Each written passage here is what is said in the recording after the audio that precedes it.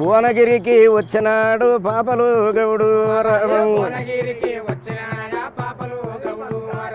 అసమంటి ఒక గోల్కొండ నా బాబు గట్టన కిలా మెట్ల పంటి నేను ఎక్కను యువతలంగా ఎక్కి నేను యుద్ధం చేస్తానని ఆ చేతి కింద కిష్పల దారుణతో ఒక గుడిని తెప్పించుండు గుడుము నడుముకు తాడగట్టను పాపలు గౌడు దీరాము గుడిముని వదిలిపెట్టాను ఈనండి మహారాజా ఇది కథ కాదు, చరిత్ర.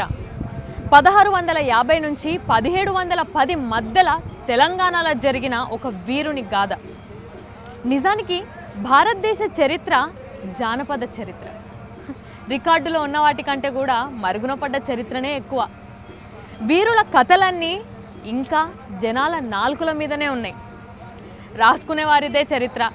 అందుకే ప్రజల చరిత్ర ఇంకా పుస్తకాలకి ఎక్కలేదు. వాహరవా చిన్నగా మెల్లగా పైకి వచ్చినాడా పాకు బల్లెము చేతుల బట్టి పాపలు గౌడు